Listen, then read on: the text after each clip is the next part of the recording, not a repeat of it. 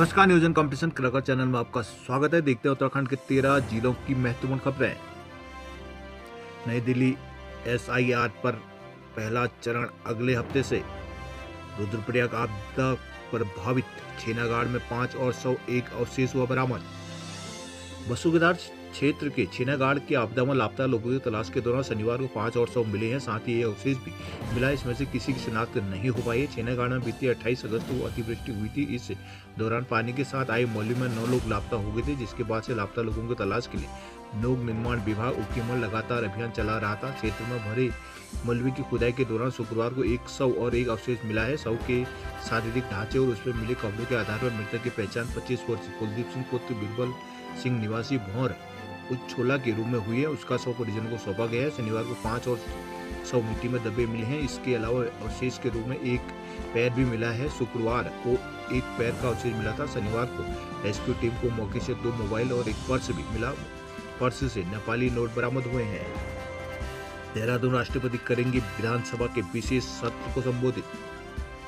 राष्ट्रपति द्रौपदी मुर्मू 3 नवंबर को उत्तराखंड विधानसभा के विशेष सत्र को संबोधित करेंगे। राष्ट्रपति का उत्तराखंड का 4 दिवसीय कार्यक्रम तय हो गया। शनिवार को राजभवन को कार्यक्रम का ब्यौरा मिल गया। राजभवन सूत्रों के अनुसार 2 नवंबर को हरिद्वार में पतंजलि विश्वविद्यालय के दीक्षांत समारोह में शामिल होने के बाद शाम को वे दून स्थित राष्ट्रपति निकेतन में विश्राम करेंगे। अगले दिन 3 नवंबर को उत्तराखंड के रजत जयंती वर्ष के उपलक्ष्य में आयोजित विधानसभा के विशेष सत्र में प्रतिभाग करेंगे। इसी दिन वे नैनीताल चली जाएंगी। 4 नवंबर को उनका कुमाऊं विश्वविद्यालय के दीक्षांत समारोह प्रतिभाग और कैंची धाम के दर्शन का भी कार्यक्रम तय है।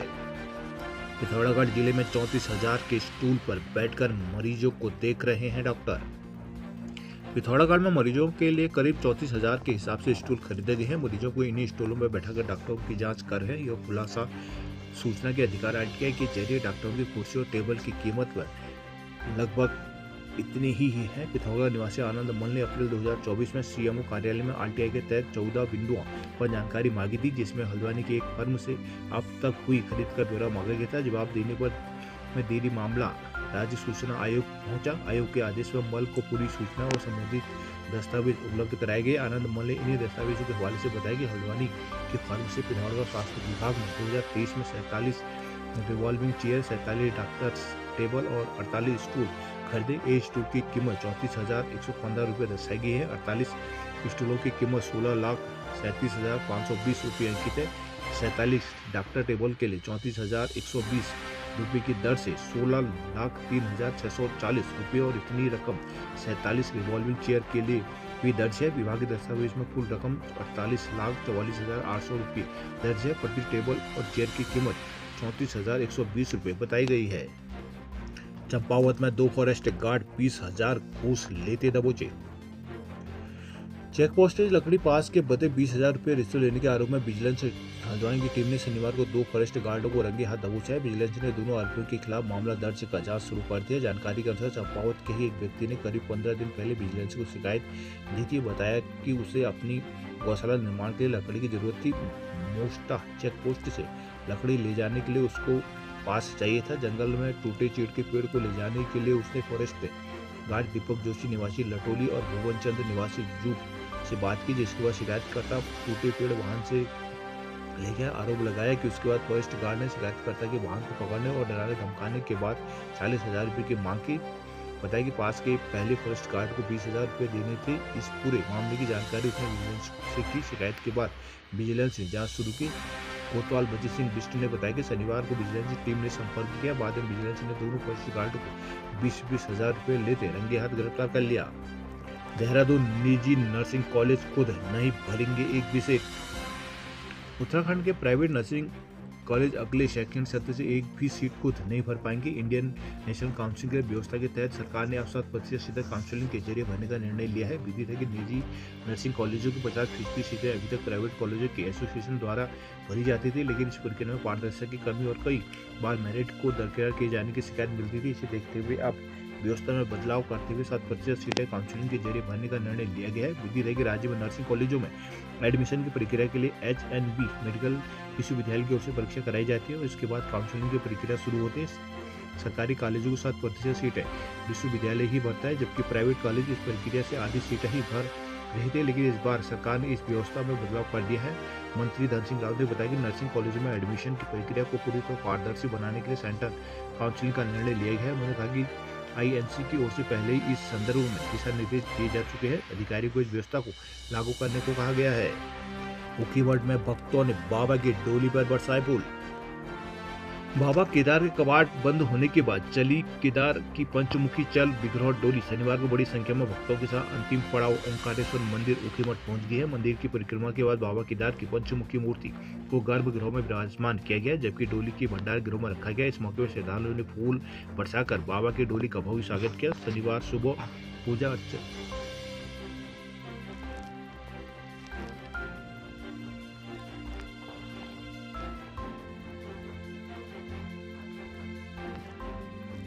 शनिवार सुबह पूजा अर्चना के साथ ही बाबा केदार के उत्सव डोली ने विश्वनाथ मंदिर गुप्तकाशी से ऊखीमठ के लिए प्रस्थान किया। हजारों की संख्या में भक्तों के साथ डोली मुख्य बाजार के साथ ही विभिन्न स्थानों पर भक्तों को दर्शन देते हुए ऊखीमठ ओंकारेश्वर मंदिर पहुंची।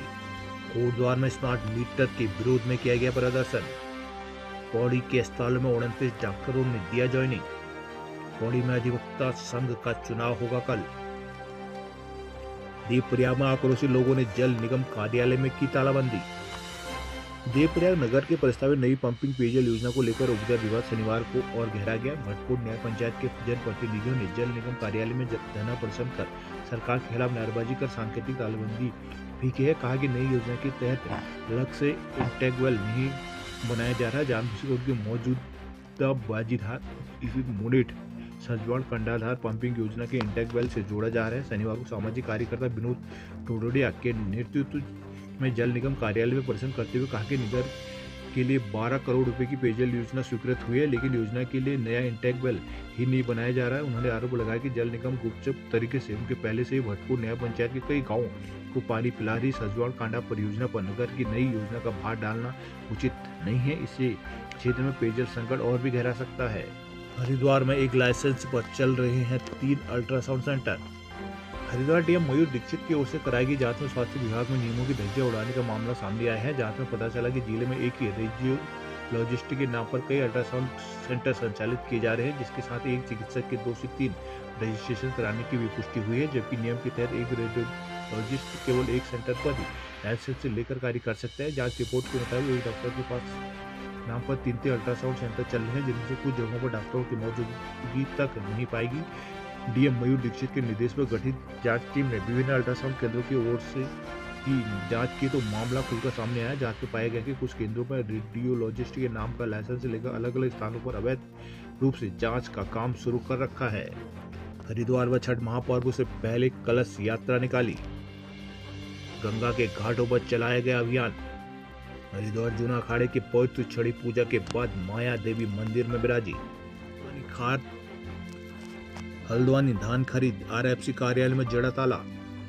आरएफसी कुमाऊं कार्यालय हल्द्वानी में शनिवार को उस समय हंगामा हो गया जब सरकारी केंद्रों पर धान की खरीद न होने का आरोप लगाकर पूर्व विधायक नारायण पाल अफसरों पर बरस पड़े। किसानों के समर्थन में यहां कांग्रेस नेता ललित जोशी भी पहुंचे। आक्रोशित लोगों ने आरएफसी कुमाऊं कार्यालय में तालाबंदी कर धरना दिया है। धान की खरीद न होने पर आंदोलन की चेतावनी दी गई है। पूर्व विधायक नारायण पाल और कांग्रेस नेता ललित जोशी शनिवार को आरएफसी कार्यालय हल्द्वानी पहुंचे। यहाँ अधिकारियों से उनकी नोकझोंक हुई। पूर्व विधायक ने आरोप लगाया कि सरकारी खरीद केंद्रों में धान की खरीद बंद है, जिससे किसानों को भारी नुकसान झेलना पड़ रहा है। उन्होंने कहा कि सरकारी केंद्रों में धान की खरीद न होने से किसान बिचौलियों को सस्ते दामों पर अपना धान बेचने को मजबूर है।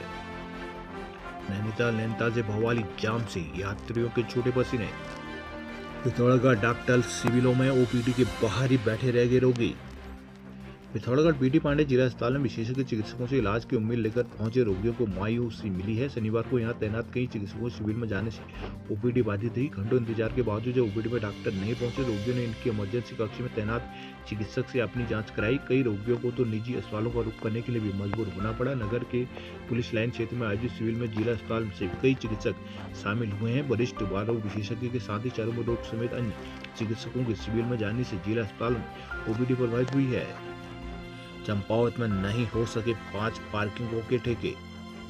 मुंशियारी में 1 सप्ताह से पेयजल आपूर्ति रही है ठप। टनकपुर से दून रेल अब सप्ताह में 3 दिन चलेगी। अल्मोड़ा जागेश्वर धाम में रिकॉर्ड भीड़, जाम से लोग हुए बेहाल।